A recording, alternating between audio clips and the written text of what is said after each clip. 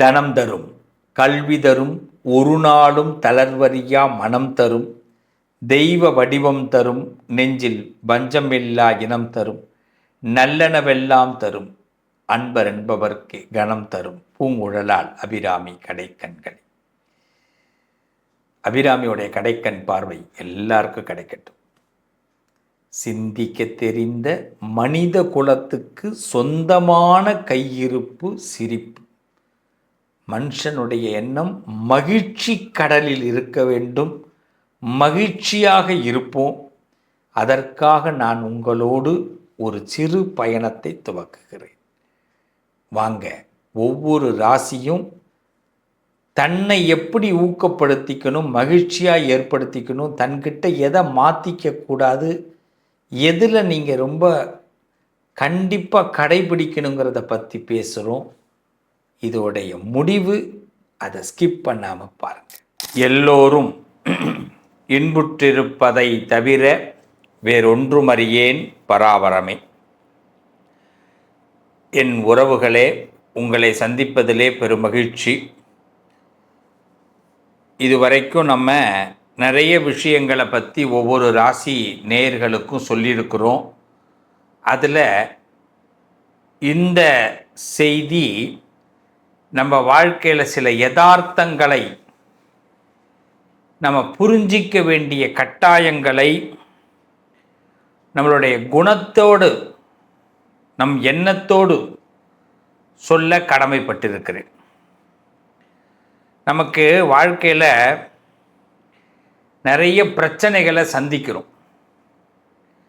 இந்த பிரச்சனைகள் எப்படிப்பட்ட பிரச்சனைகள்னால், ஒருத்தர் வீட்டில் மரியாதை கொடுக்காததே பெரிய பிரச்சனையாக வருது. ரெஸ்பெக்ட் கிடைக்க மாட்டேங்குது. குடும்பத்திலேயே ரெஸ்பெக்ட் கிடையாது.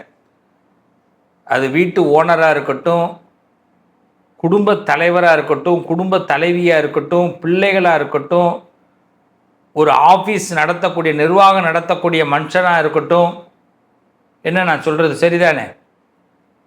அப்போ எந்த விதத்திலையுமே அவர்களுக்கு மரியாதை இல்லாத போது ரொம்ப வருத்தத்திற்குள் ஆளாகிறோம். நான் எவ்வளோ பெரிய விஷயங்கள்லாம் செய்கிறேன், ஒரு சின்ன பாராட்டு கூட கொடுக்க மாட்டுறாங்க. என்ன வாழ்க்கை இது? ஏன் என்னைய பார்த்தா எல்லாரும் ஒரு வித்தியாசமாக பார்க்குறாங்க? ஏன் என்னுடைய லைஃப்பில் யாரும் என்னை புரிஞ்சுக்க மாட்டேங்கிறாங்க? அப்படி தான் தோணும். அப்போ ஏதாவது ஒரு புதுமையை நாம் பண்ணணும். பொதுவாக சில குணம் இன்னைக்கு நம்மளை ப்ரெஷர் படுத்துறது என்னென்ன அப்படின்னா, மேஷராசியை பொறுத்தவரை நான் சொன்னது தான் சரி அப்படின்னு நீங்கள் சொல்கிறதுக்கு முன்னாடி ஒரு முடிவு எடுத்துடுங்க. நாம் சொல்கிறது தான் சரி அப்படின்னு நீங்கள் சொல்கிறதுக்கு முன்னாடி ஒரு முடிவு எடுத்துடுங்க. அதுதான் அப்போ தான் உங்களுக்கு மிகப்பெரிய பலத்தை கொடுக்கும். அதே நேரத்தில் உங்களுக்கு பொறுமை இருக்குது, நான் இல்லைன்னு சொல்லலை. ஆனால் அந்த பொறுமை, இந்த சார்ஜ் சொல்லுவாங்கள்ல, 5% தான் இருக்கும், 5 நிமிஷம்தான் இருக்கும். பொறுமை இருக்கிறது உண்மை, ஆனால் 5% தான் சார்ஜ் இருக்கும். நீங்கள் கோபம் வந்ததுன்னா ராக்கெட் மாதிரி உங்களுக்கு கோபம் வரும். ஆனால் அதே சமாதானப்படுத்தணும்னு முடிவு பண்ணிட்டீங்கன்னா ரோஜா பூ மாதிரி சமாதானப்படுத்துவீங்க. புரியுதுங்களா?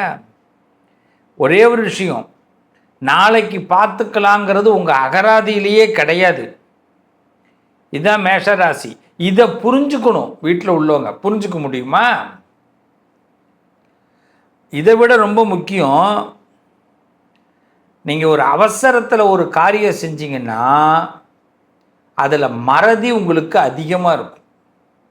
ஆனால் அது எப்படியோ நீங்கள் யாருக்குமே தெரியாமல் அதை எதையோ கொலாப் பண்ணிடுவீங்க, கண்டுபிடிக்கவே முடியாது.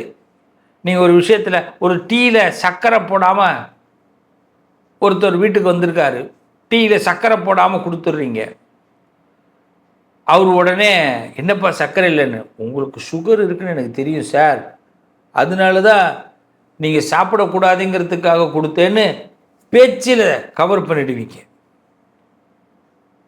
அப்போ இதுதான் மேஷத்துடைய அற்புதமான விஷயங்கள். இந்த குணம், இந்த குணத்தை வீட்டில் உள்ளவங்க புரிஞ்சுக்கணும். இதை புரிஞ்சுப்பாங்களா? நம்ம ஏதாவது ஒன்று சொன்னோம்னா நம்மளை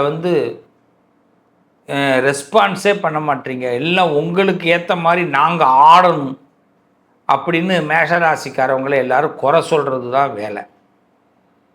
உண்மையிலே மேஷராசிக்காரவங்க இந்த குடும்பத்துக்கு தியாகம் பண்ணுறவங்க.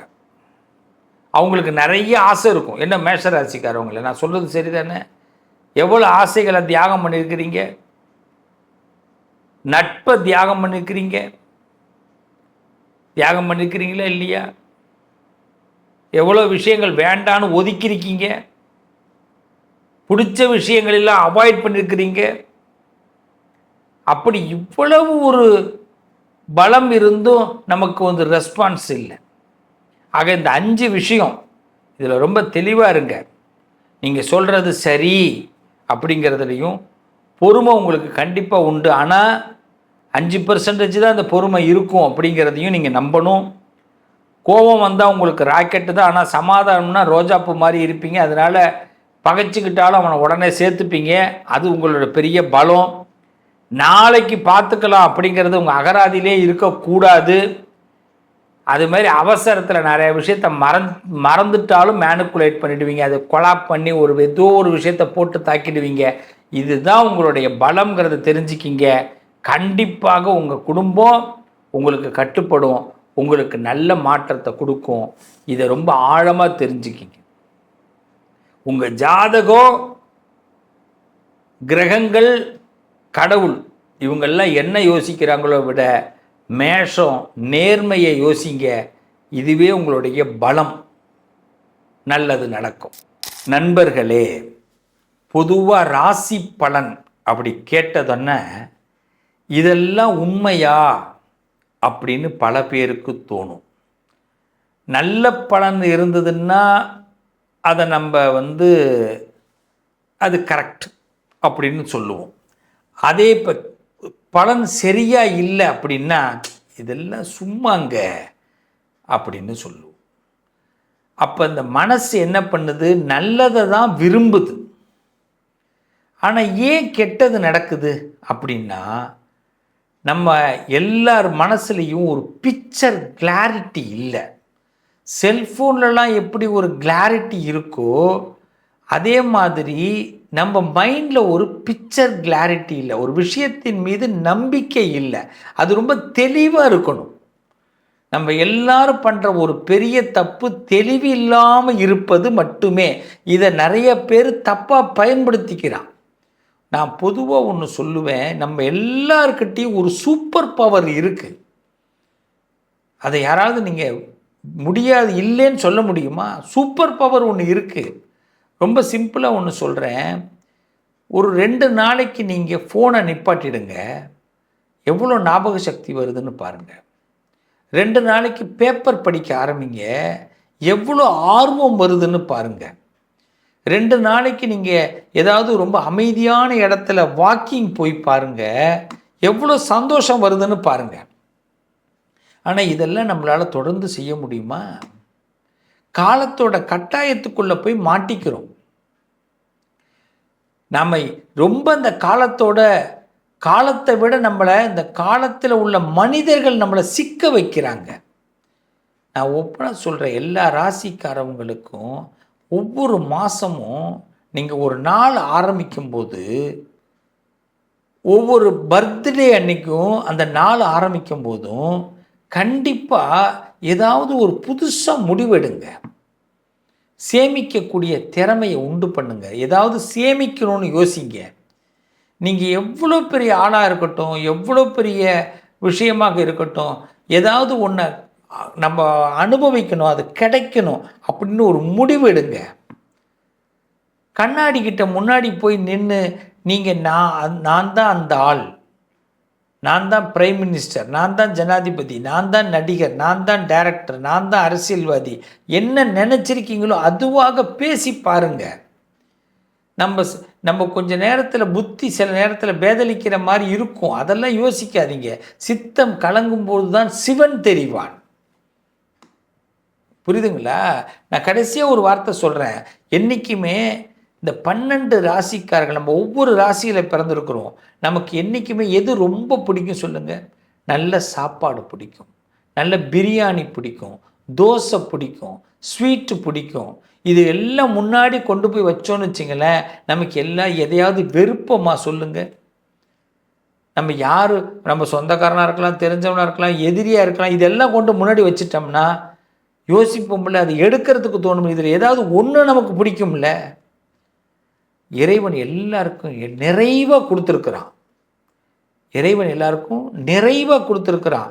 ஆனால் நம்ம அந்த நிறைவை ஏற்றுக்கிறதுக்கான மனப்பக்குவம் யாருக்கிட்டையும் இல்லை. நீங்கள் உங்கள் குடும்பத்தில் உங்களை யாராவது நிராகரிக்கிறாங்க, உங்களுக்கான ஒரு சரியான ஒரு ரெகக்னைசேஷன் கிடைக்கல அப்படின்னா ஒன்றே ஒன்று நல்லா தெரிஞ்சுங்க. மனசை அமைதிப்படுத்துங்க, காம்படுத்துங்க. உங்களுக்கு பிடிச்ச வார்த்தைகளால் உங்கள் மனசை புகழ்ந்துக்குங்க, உங்களை நீங்கள் புகழ்ந்துக்குங்க. இந்த உலகத்தை அதே மாதிரி புகழ்ந்து பேசுங்க. உங்கள் பக்கத்தில் உள்ளவங்களை புகழ்ந்து பேசுங்க. முதல்ல உங்களை புகழ்ந்துக்குங்க, அப்புறமா பக்கத்தில் உள்ளவங்களை புகழ்ந்து பேசுங்க. இந்த பிரபஞ்சம் உங்களை பார்க்கும். சில பேர் யோசிப்பான், இவன் லூஸான்னு கூட யோசிப்பான். அதை பற்றி நீங்கள் யோசிக்காதீங்க. ஆனால் நம்ம புகழ்ந்துட்டு போன பிறகு அவன் யோசிப்பான், நம்மளை ஏன் இவன் பாராட்டினா,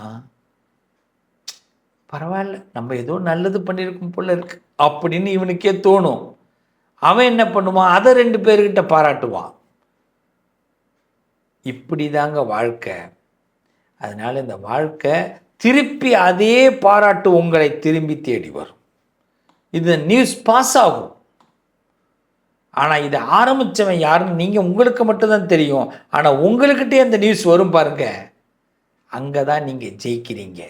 கொஞ்சம் டைம் எடுக்குங்க, ஆனால் கண்டிப்பாக வெற்றி உறுதியாக இருக்கும், நல்லது நடக்கும். உங்களை அடுத்து வரக்கூடிய தலைப்பு உங்களுக்கான சதவிகிதங்களை பற்றி பேசக்கூடிய தலைப்பாக உள்ள வரப்போகிறேன். வெயிட் அண்ட் சீ. உங்கள் அதிர்ஷ்டத்திற்கான தீர்வு: கல்வி, பதவி, யோகம், தொழில் வளர்ச்சி பெருக, ஜாதகம், வாஸ்து, திருமண பொருத்தம் பார்க்கவும், பிரசன்னம் கேட்கவும். Positive lion doctor Sivasri Manikanda Sivam. தொடர்பு கொள்ள வேண்டிய வாட்ஸ்அப் எண் 7904137178.